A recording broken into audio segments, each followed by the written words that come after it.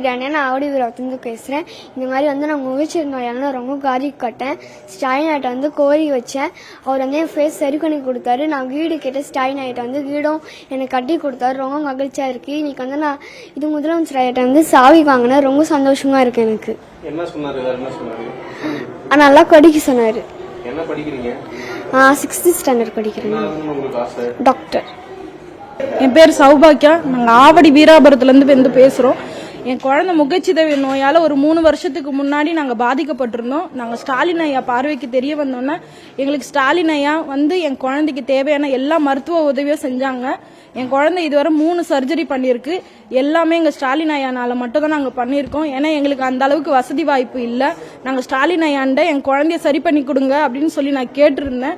கேட்ட உடனே எனக்கு சரி பண்ணி கொடுத்தாரு. நான் எத்தனையோ சாமி கோவில்லாம் கும்பிட்டுருக்கேன். ஆனால் சொன்ன உடனே எங்களுக்கு செஞ்சது எங்களுக்கு ஸ்டாலின் ஐயா தான். வீடு இல்லாமல் நாங்கள் ரொம்ப கஷ்டப்பட்டோம். போகிற இடம் வர இடம்லாம் எங்களை கிண்டல் பண்ணாங்க. இப்போ எங்களுக்கான ஒரு வீடு கொடுத்துருக்காரு. எனக்கு ரொம்ப சந்தோஷமாக இருக்குது. என் குழந்தையோட படிக்கிற குழந்தைங்கள்லாம் ஒரு 3 வருஷத்துக்கு முன்னாடி அதுக்கிட்ட பேச மாட்டாங்க. அவளை பார்த்தா பயந்து ஓடுவாங்க. இப்போ அந்த மாதிரிலாம் இல்லை. எல்லாரும் சகஜமாக பேசுகிறாங்க. அவளும் எல்லார் இடத்துலையும் சகஜமாக பேசுகிறா. எனக்கு ரொம்ப சந்தோஷமாக இருக்குது. என் குழந்தை ஏன் தனிமையாகவே இருந்துருவாளோ நான் பயந்தேன். இப்போ அந்த மாதிரி இல்லை. அவளுக்காக இருக்கிற ஃப்ரெண்ட்ஸ் இருக்காங்க. டீச்சர்ஸ்லாம் நல்லா சொல்லித்தராங்க. படிக்கிற உதவி எங்கள் நாசரையா செஞ்சுருக்காரு. எனக்கு ரொம்ப சந்தோஷமாக இருக்கு.